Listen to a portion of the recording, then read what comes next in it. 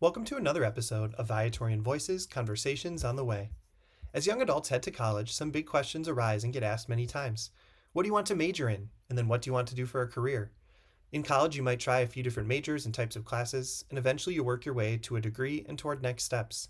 A volunteer program, graduate school, job applications, different jobs and roles within a career, and more. Over the course of a few episodes, we want to talk to different Viatorian young adults who are a bit further down this road and invite them to offer some insights and reflections about how they work through it. We hope their insights and discernment experience can benefit those working through discernments of their own. These episodes are an extension of our Viatorian Young Adult Accompaniment, a network of Viatorian connected young adults in college and postgrad life who stay plugged into Viatorian life through our private Instagram, through regular check-in texts and DMs, through some online avenues like a faith-sharing group and GroupMe, and the friendships they sustain among themselves. To join in, request to follow at ViatorianYA on the way on Instagram, or visit bit.ly/YA on the way, all lowercase, to share a life update with us and get looped in. Today, we'll talk to one young adult who works in international development, connecting the dots for more familiar areas of study in his schoolwork to a rather distinct career of his that followed. Eddie Jurkovic grew up at Maternity of the Blessed Virgin Mary, a Viatorian parish in Bourbonnais, Illinois. For college, he went off to the University of Notre Dame, where he majored in business management with a focus on information technology. But during undergrad, he learned about the Alliance for Catholic Education, ACE for short, a 2-year service learning program where students spend 3 summers working toward a master's in education and then teach for the 2 school years in between in an under-resourced Catholic school while living in community with other ACE fellows. His time in ACE, in the classroom, and living out mission and ministry in Catholic social teaching added up to his pursuit of work in international educational programming. He has a job as a program manager for the Pulte Institute for Global Development, part of Notre Dame's Keough School of Global Affairs. I'm Pre-Associate Dan Masterton, and it was my pleasure to host this conversation for us. It's all quite a story, and I'll stop talking now and let Eddie get to telling it. I started by asking him to go back to the beginning of college and share how he worked toward his chosen major and course of study. Enjoy the conversation. I did make some changes, and I think those changes, even looking back, there are so many different ways things could have gone. So for me, going into college, I didn't have, I think, a good sense of what I really wanted to do. I think I had a sense of the things that I cared about, and I think I had a sense of what I didn't want to do. So I knew I wasn't interested in like the hard sciences. I didn't want to be an engineer or do any sort of technical research or anything like that. And so when I came into college, I started off intending to be an economics major and then pivoted a bit, realizing I thought I wanted to do something that might be a bit more practical, less academic in nature, and so pivoted over to business. But I think that even that was not necessarily like a decision focused on my exact end goals because I didn't know what those were. So to be honest, I'm probably a bad example of trying to ask someone how they ended up where they are through like their major choice because I don't think that like it impacted it in ways that I can look back and see now, but at the time it didn't make as much sense, I guess. So you ended up majoring in IT management and working through sort of a business plan of study ultimately? I did, yeah. Graduated with a management degree with the IT concentration. Even at the time, I was like, oh man, what is this going to mean exactly? Did you feel any default pressure to go to business when you were in a little bit of an undecided mode because maybe business has implications of stability or to make more money or have a more stable livelihood? Yeah. I think I did in a way. I think it wasn't so much pressure to like find a very specific stable track, but it was more so I think I went into college having a very linear view of the way people develop. And so like looking at the people that I knew in my family, like they were doctors, they were teachers, they were people who, you go to college and you follow a specific track and that track leads you to something very specific.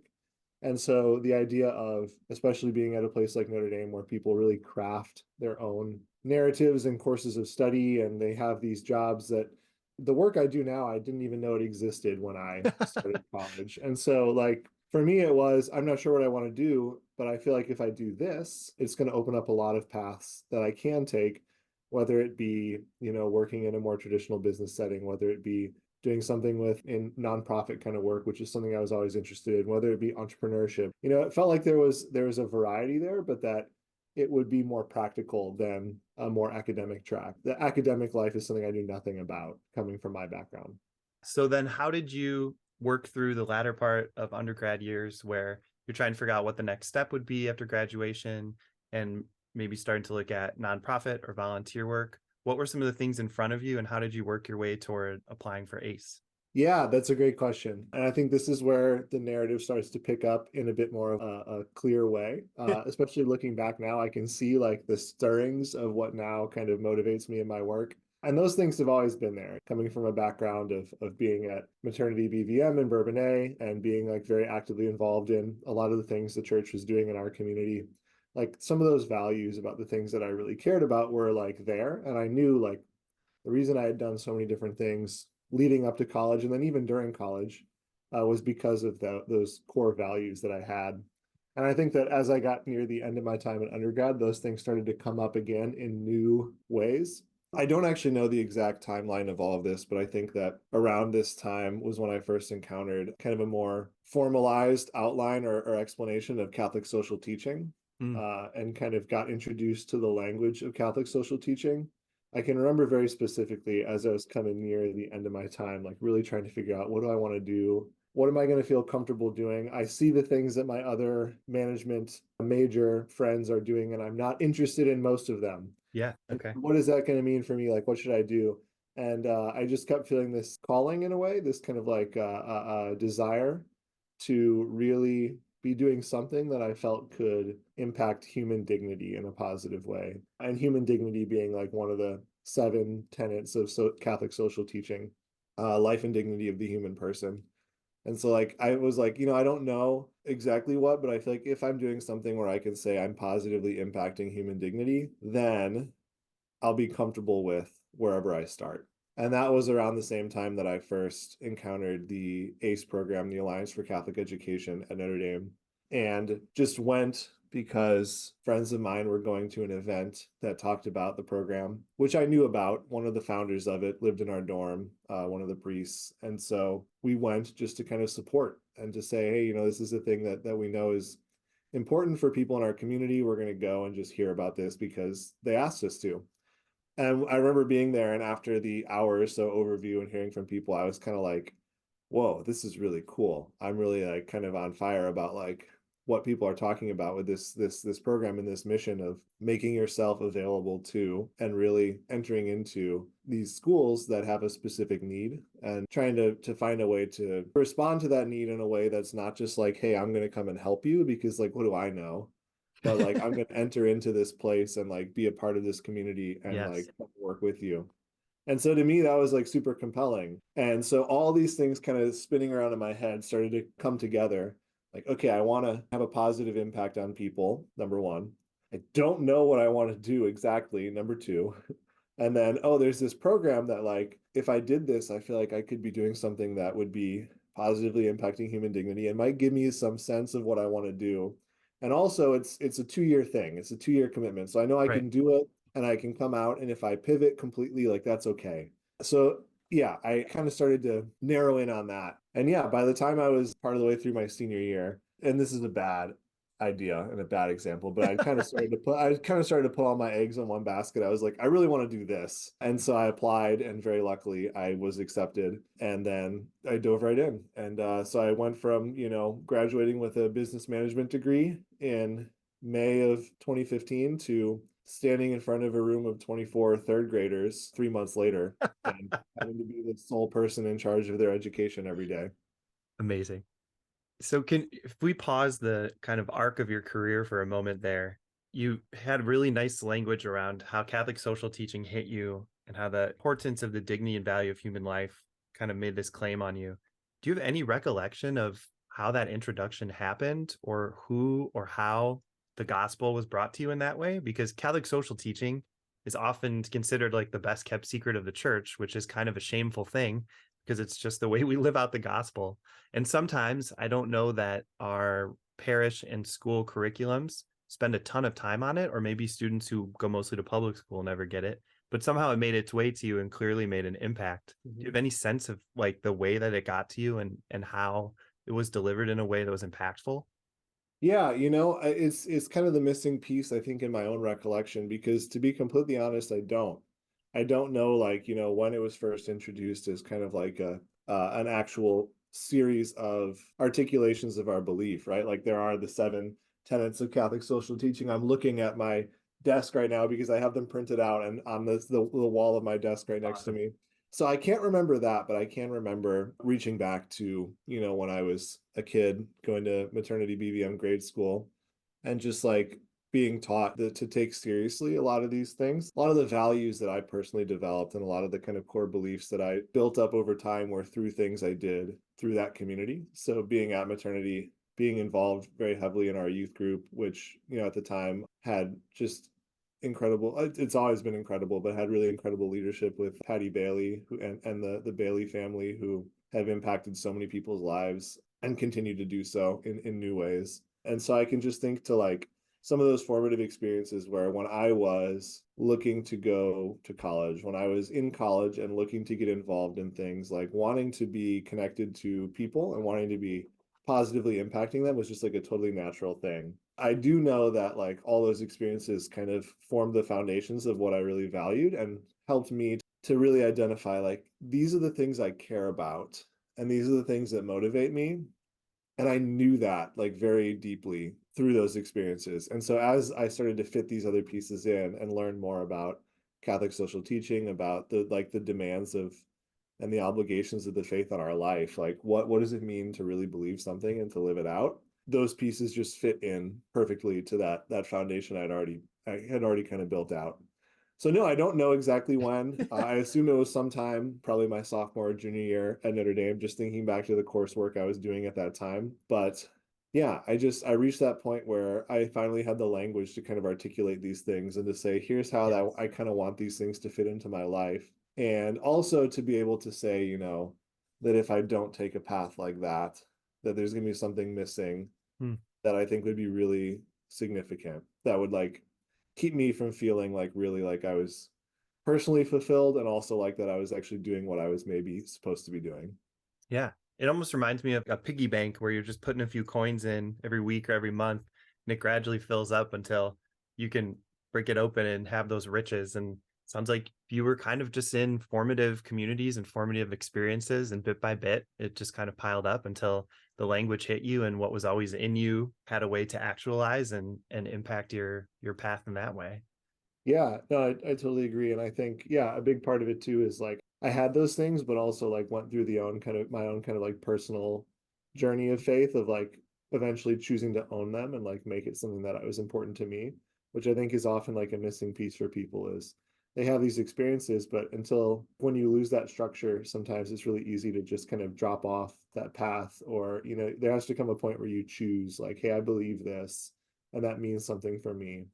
And that goes beyond just like, trying to be a good person. Like, I want to shape my life in this way. And so I was lucky to come to Notre Dame where those things are challenging you all the time. And then also to just be surrounded by people still who were helping me think those things through.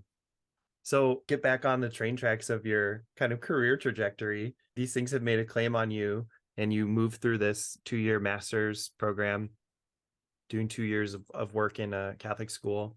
And then you have to have a next step at some point, right? So can you help us see how you moved through business undergrad and 2 years in a master's in a teaching program toward getting into this role now with education and international development? Yeah, yeah, absolutely. This is again, like in retrospect, it makes a lot of sense to me. At the time, I don't think it would have. Sure. But yeah, I came out, like I said, came out of undergrad, immediately went into being very rapidly prepared, so to say, prepared in the most basic sense of the word to then teach, Boot and camp. Yeah. to try and be, useful and beneficial to a community of people. And so, yeah, I came out of that. I was teaching third grade at St. John the Evangelist Catholic School in Tucson, Arizona. And during that 2 years was not only teaching, but also, like you mentioned, getting my master's degree in education at the same time. And also living in community with 7 other people who were also part of the program and teaching in Tucson. So very much just like an all-in kind of reality, because teaching is incredibly hard, especially when you're new at it. And it's very time consuming. Getting a degree on top of that, and then also just living in community just demands a lot of your time. So very much an all-in kind of reality. It's interesting because I think going in, I would have said, this is not my end game. I would have said, I'm doing this because I'm very passionate about the mission. I feel like this is a way I can serve others. I feel like this is a way that I can do something meaningful as I'm still trying to figure out what I really want to do. And then once I'm done with that, I'll move on. That's how I went in. And very quickly, I think that shifted. And I realized, like, wait a minute, wow, this is really great. I'm really actually passionate about teaching. I'm really passionate about this place. I really enjoy living in community. And like those 2 years, I feel like were probably the two most fulfilling years in my life. I'm not saying they're sustainable. It's a very, like I said, very intensive kind of lifestyle. But what I got out of it was a real sense of like what like lived and experienced Christian community can be like, and like what the kind of core tenets of like real Catholic service can mean. Actually, one of the things I found most compelling about the ACE program was that someone described it at an info event as the most challenging thing they had ever done. Hmm. And they were talking about how hard it was. And they were like, I was a Notre Dame student who was the valedictorian of my class in high school. I was, Dean's List all 4 years in college. And then I went and I was teaching, and it's the first time where I ever failed. And they're like, this is the first time where like I felt like a complete and utter failure. I felt like I was doing everything wrong. And it like was the hardest thing I've ever done. And I was like, well, that's a terrible sales pitch. But I remember when that, like hearing that, I was like, oh my gosh, what would it be like to take on a challenge like that because you think you should be taking it on, not because you just feel like it's something you do to like check off the box and do the things that people have been telling you to do with your life. And so I was really compelled by that, and I found that when I joined, it was not only the challenge of like teaching's really hard, and I understandably didn't have a lot of the skills to do it well right away, but also breaking down that ego that people have when they're really successful, especially young people, of like, I've done all the things I was told to do. I was, near the top of my class. I went to a great college. I, graduated on the dean's list. But like, what is all that for? And then to be able to say, I'm going to go to this place and to try and serve. And like, who am I to, why would they want me, a business major who has never taught before, teaching their like families are letting me teach their children, and I'm 22 years old. There's like an audacity to it, and it Yeah, really for does a sure. good job of breaking down that conception and and we did a lot of this in our preparation of like, you have to go in with a mindset of accompaniment, that you are not going to like be a savior to anyone, because you're not good enough to do that, to be completely honest.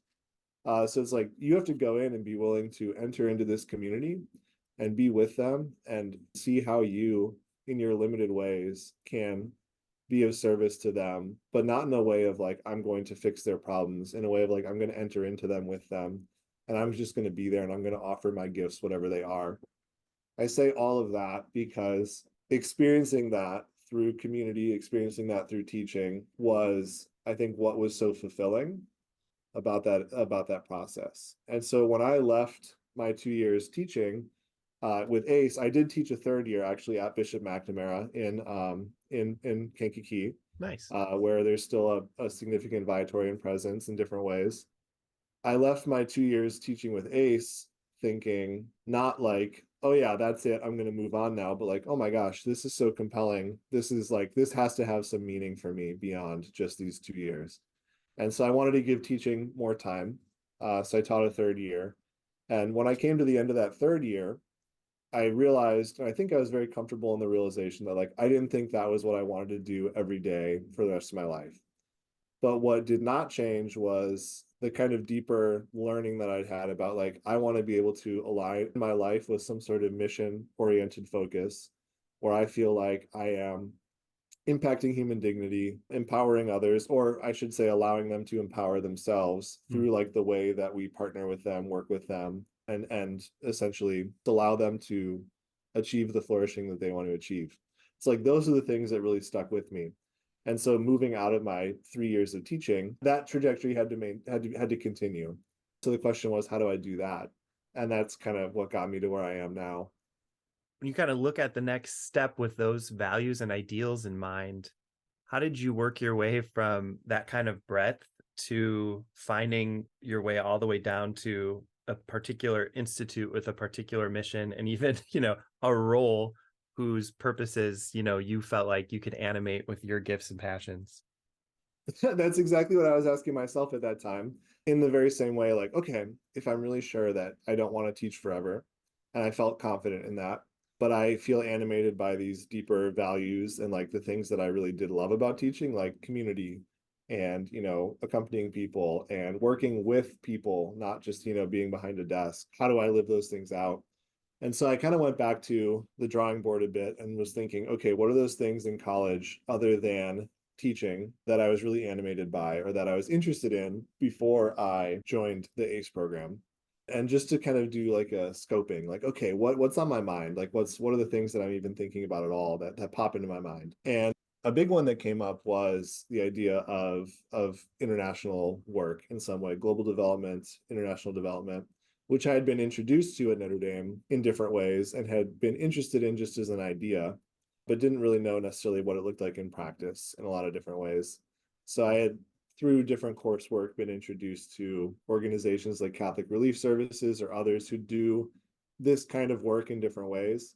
And I found that really compelling. I thought I saw that kind of field as a way to live out some of these same values in a meaningful way, but to do it in a career that had one thing I was interested in was a bit more variety. I love teaching. I still get to teach some, and I love when I do it, but there's many different aspects of my work now that I also enjoy.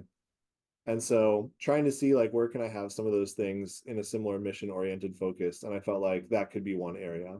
And now looking back again, I'm like, yeah, that's true, but there's also a lot of challenges to this work, to being able to live out those values. Yeah, of course. But at the time I thought, okay, yeah, this makes sense. I get it. I had some other things too, and I was looking at all of them. But my question was, okay, now if I really am interested in this, what do I do? What do I do to try and find a way in and try and see if this is something I could do? Because it's a narrow field when you look at international development and working for organizations or governments or things like that who do this kind of work. A lot of people who do it, they towards it over many years through college, through the things they do after college. So I was sitting a little bit outside of all that. And I knew that. And so for me, a big thing that I started thinking was, how can I explain to someone why they should take me seriously about wanting to do this work? And why should they take a chance on me who might have a little bit less of the direct skills that someone else might have? So I started to think like, how can I craft a narrative that explains like who I am and what I'm doing and why this next step makes sense? And that's when I think all these pieces started to come together more of like, yeah, I was a business major and here's why. But then I pivoted to doing this teaching work, and here's why. And through that, what did I learn that now makes me want to take this next step? And I think it started to come together more and more. And so I also just need to be very clear. Like, I think luck is a big part of it too. Like, there's another reality where, if I was really committed to this work, it could have taken me 1, 2, 3 years to like take some positions that might have been not directly involved in this kind of work and to kind of build myself up to it. There are so many different paths that could have unfolded. And the one that I have landed on, I've been very lucky. I've been very blessed. This came about just because I was talking to people. I was talking to people I knew at Notre Dame and others who were involved in this kind of work in any way, and ended up finding out that a former professor of mine was involved in what is now the Pulte Institute for Global Development, where I work now. And we had a conversation, and I found out that they were going to be looking soon for someone to replace an employee who was leaving. And that education was a big part of the skill set they were looking for.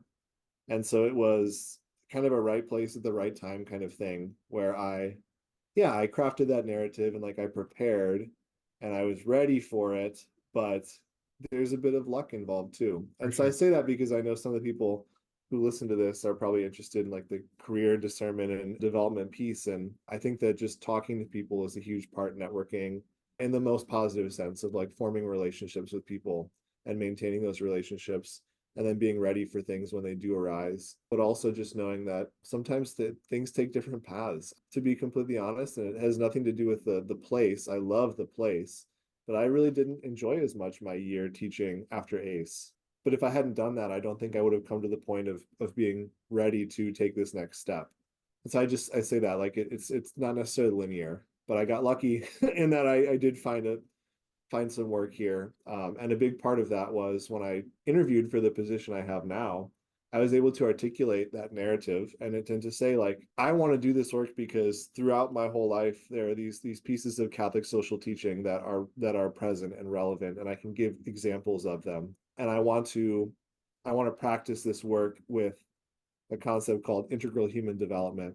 It was developed by the Catholic Relief Services in the US as like a way to explain how we want to work towards human flourishing and development, but from a specifically faith-based lens. Like, how do you do that with respect to the whole person? And so I talked about those things, and those are the things that stood out. And like now I know my colleagues have told me, like, oh, yeah, when we heard you talk about those things, we wanted to hear more. We knew there was something there. And that's how I landed where I am now. And I get to live those things out. I think when you look into things like an elevator pitch or a cover letter or kind of an opening statement you'd give in a job interview, or you think about networking, it can feel really skeezy and superficial if you're just doing it because you want a big salary or because you want prestige. But if you're doing it from a place of vocational fulfillment and the passions that are kind of burning in your heart, it just comes out naturally from what you're seeking, and you don't have to feel disingenuous or shaky about it because you're basically just sharing yourself, but doing it in a way that's going to reach those ends of being able to do this for a living and to be able to bring integral human development into reality. So it comes across in a different way when you have that framework around you than if you're just purely seeking, six figures or a certain company to hire you. And I think you benefit from having the holistic framework around you that you're just continuing to plug into. So if you look back at this whole package and maybe there's things still ongoing, what would you say about like kind of the prayer and spiritual life and faith life part? I think a really important thing you hit on is that you had a moment as an adult where you decided to own your faith. We hear more and more people talk about how they were, quote, raised Catholic, but kind of implying that they don't practice it. Clearly, that's not how things unfolded for you. How do you see that shaking out as you look back on it and continue Yeah, to live it out, really? I totally agree. I think this is something that I came to realize not through just my own experience, but also through like talking to other people now who I'm close with who have had similar experiences of people who are very involved in their faith and practice it very like intentionally. Is that for almost all of them, there came a moment where they had to own it themselves. And for a lot of them, it came around the time they were in college because you fall out of those structures that you just have always been in. So it's very easy to be just raised in something, but it doesn't become your own until you have to choose it. And for a lot of people, it's not until they're away from home that that happens.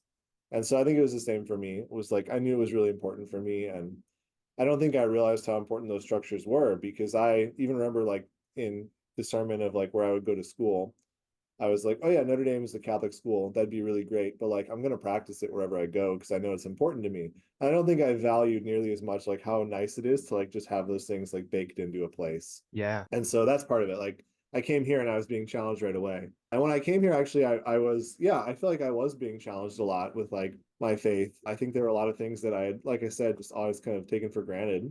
And when those things were pulled away, it was like, oh wow, this is like really challenging. And I have to think through like, what do I really believe? And a big thing that helped me a lot with that was actually one of my good friends from high school became Catholic his sophomore year of college. And so at the same time, I was like working through like, oh my gosh, I'm kind of having like, I don't know if I'd say like a crisis of faith, but like maybe a quasi crisis of faith. Like, what do I believe and why? He was reaching out to me and saying, I think I'm going to take this leap and become Catholic. And like a big part of it is like you and other people that I was around in high school who were like living this out. And so I'm like, oh my gosh, this person's looking at me and I'm like, I don't know what I'm doing right now. But it ended up being a really beautiful moment of inspiring me then to do kind of similar process of like, oh yeah, where am I and why? And all of those things I think led to the deepening of my faith that at that moment, like early in college, made me think like, okay, wait, if I believe this, it has some obligations. I always believed that, but like, okay, wait, I actually have to like think about how this impacts my life and like what I do and what I care about, and not in a negative way, in like a positive way. Like, what does that mean, and what should it mean? And that's around the same time that I started encountering like Catholic social teaching and more of these ideas of in my own life, in my career, in my vocation, what do I want to do? And so I was thinking about those things, and that led to me then being able to pray about and think about, as I leave college, what's going to make me feel fulfilled, yes, in like a end goal kind of way, but even just like feeling like I'm on the right path. Because like I said, it's not a linear, like, okay, I do this and now I'm fulfilled because I'm doing this job or whatever. Like it could take many different paths and it could take time, but like mine was like, okay, what's that first step going to be that I know I'm going to be comfortable with? And then, yeah, through that time and even on to now, just being able to continue to integrate the faith into what I do has been really important. A big thing for me, I think, in my own personal development now and in the way that I approach my work now, a big part for me was encountering the Catholic worker movement. Hmm. So if people aren't familiar, it's a movement founded by Dorothy Day and Peter Maurin, two Americans in the early 1900s who were really thinking about the way that the church should be addressing social challenges and how people in their day-to-day lives can live out that call. And the Catholic worker movement is kind of formulated around the works of mercy. And when I was reading some of their writings and getting involved in the Catholic worker community here in South Bend, it was the first time for me that like the faith aspect, the spiritual, the liturgical, I don't know what you might call like the more traditional trappings of the church that I really loved and that I cared a lot about, really felt like they fit perfectly with the social justice thoughts of the church, Catholic social teaching, other ideas, where I feel like sometimes those things are placed at odds, or where people who care a lot about one don't care as much about the other. And it was in the Catholic worker kind of ethos that I feel like the fullness of the faith made sense to me for the first time, of like, those two things are not at odds in any way. Not that I thought they were, but like, how do they fit together? It just made sense to me.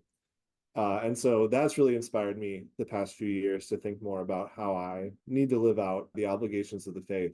And with that said, I feel like I'm actually at a moment, I mean, just to be open and honest, like I feel like I'm having some challenges with the more spiritual aspects of my life right now. And so it's not like it just ends, suddenly you figure it out and you're good to go. I feel like I'm doing some of those things, those actions more, like trying to live out the way I'm impacting human dignity, like I said earlier, and all these pieces. Like I'm going through those actions and those motions, but I'm trying right now to work more on like what are the underlying reasons for that? Like where what is my spirituality like, and what does that mean, and how do I deepen my faith and like the way that I engage with it outside of just like those outward actions. And so that was part of like I needed all those things in the process, but they're still there and I'm still working on them like a lot. Yeah, I can They're imagine. still hard. So yeah, maybe it's kind of a last piece to talk a little bit about, the work you're now getting to do, being in this role for a few years, and then maybe through like a story or two, or some of Yeah. your experiences, kind of in the field, so to speak. What have you learned, or what would you pass on to people who would be considering, any number of characteristics that match with what you're doing, whether it's wanting to be in something kind of international, multicultural, Mhm. people who are interested in development, people who are interested in social ministries. What could you kind of pass on from what you started to experience these last few years? Yeah. The work I do now, I work for the Pulte Institute for Global Development at Notre Dame. And that work primarily involves both managing and implementing international development projects around the world that seek to utilize the knowledge and the expertise and the resources here at Notre Dame to have practical and positive impact around the world. And we do that in a number of different ways. The team that I work on is called the Entrepreneurship and Education Division. And so we work primarily on business development programs and then education programs. And that looks very different because we're mostly funded by grants. So the projects that we do really depend on the grants that we receive. So for example, I'm working on our largest grant right now, which is an education research program that's working on looking at foundational aspects of educational attainment in 21 different countries around the world. And so we have studies looking at book supply in different countries. We have studies working on looking at language of instruction and how do students learn and grow in a native language, like their first language, and then how do they transition to a national language, whether it be English or something else. So we work on research projects like that, and I do different management pieces there. The work that I do when it's more direct is usually in the education space. So I run a fellowship program here at Notre Dame, the Mandela Washington Fellowship, that brings young African entrepreneurs here every summer, and we work with them to help them become more effective and impactful change makers in their own communities by providing them with experiences here in the United States. We're doing some programming right now to build out a student formation curriculum to think, okay, we have students who want to go out and do similar things to what we do here at our institute. How can we make sure they're properly prepared to do that? not just in terms of the hard skills, like that they're going and doing things in the right technical way, but also to make sure they're doing them in the right ethical and moral way. Like, how do you engage with people? How do you accompany others? How do you work with partners in a way that cares about their dignity? So it's just a little sample of some of the kinds of types of projects we do. So yeah, my work from day to day could be like managing those, like at the high level, doing the administrative tasks, but it also is like implementing those programs. How do we do this? What does it look like? What are our activities? What are the things that we're going to be doing? And then when it falls in my own area of expertise, especially around teaching and learning, I'm lucky to be able to get to do some of those things. So that's a bit of kind of what I do. And then to get to your point, I think for me, a big thing that we as Catholics and that like being able to do this at a Catholic institution really means is that we get to push the agenda when it comes to how do you do this through a lens of integral human development, through Catholic social teaching? How do you do it in a way that really recognizes and respects and integrates the dignity of other people? Because it's really easy to do this work in a way that's very top down. And that's actually a lot of the history of development work is, you throw money at a problem or you build a hospital, but the question is like, what does that mean then for a community? If you build a hospital, that's great, but if you don't have locally trained doctors and nurses and administrators and people to run it, then what's going to happen with that? How are you really respecting people's development? Are you really providing that in a way that's integral, that respects them as people and as communities, if you're not really accompanying them and looking to achieve their goals? And this is a big piece in a lot of the writings of recent popes. If you look at John Paul II, John the 23rd, Benedict the 16th, and now Pope Francis, big emphasis on how do we in a global world provide other people with the opportunity to attain their own flourishing and their own development. And so that's been to me the way that this thread kind of connects, is that now in this work, we're able to continue to think about how do we do that better and better? How do we work with people?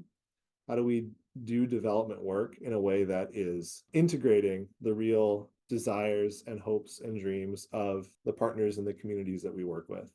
And so for people who are interested in this work, I think that is a place to start, to be able to articulate that, because we're seeing more and more a positive shift in that direction. And if people are interested in this kind of work, I would encourage you, especially if you're like a student, a college student, is to see if you can find ways that your university, your community, whatever, connects to these types of projects. There's a lot of university connections people might not know about. And to be able to just start to get a sense of what does it look like to work with others? What does it work like to partner with people in international settings? Because I mean, just from the practical side, like having a little bit of experience is the huge part of getting into this industry, and to be able to show like I have an interest here and that I know that I know it exists, because a lot of people don't, and then two, that I want to be a part of it. I'm thinking about a really good example, I think, from one of our fellowship program from 2022. And I use this example because I think it's a great example of the type of outcomes we really love to see. So we had a fellow, his name's Ronnie, he's from Uganda. He was here, and his passion and his kind of area of expertise is in entrepreneurial training. So he is an entrepreneur. He runs two or three different businesses in Uganda, but his passion is like, how do I empower young people in my own context to do the things that I do, to become entrepreneurs, and especially to be able to create opportunities for themselves when like often formal employment is really hard to get.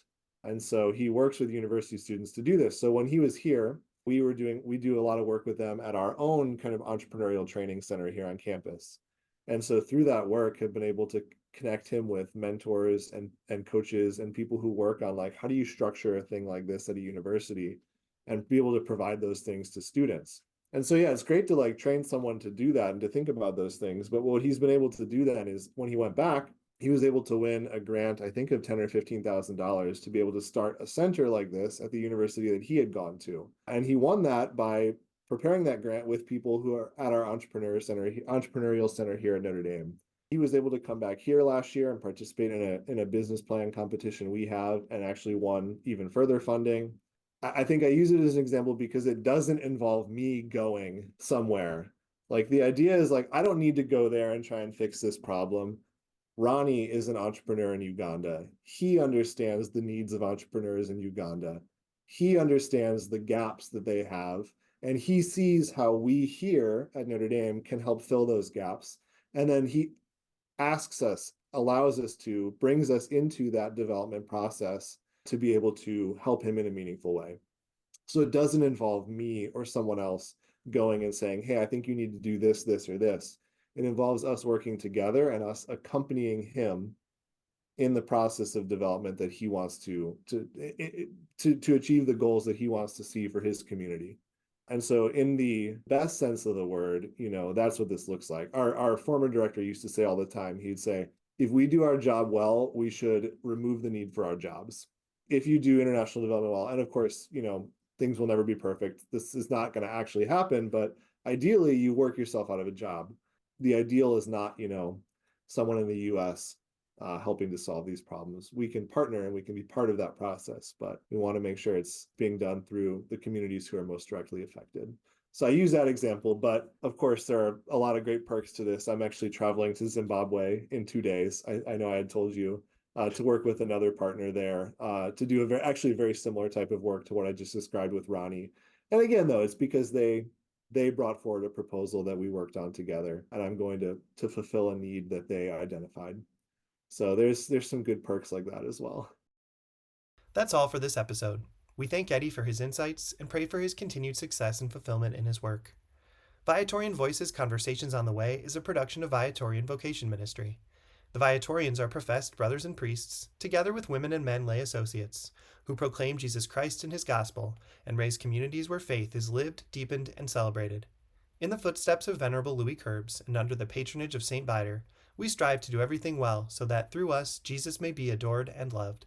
To learn more about our community, visit Viatorians.com or follow us on social media at Viatorian USA. Those seeking support and accompaniment in exploring God's invitation for them are invited to reach out to Vocation Ministry. Send us a DM on social media or email vocations@viatorians.com to start a conversation.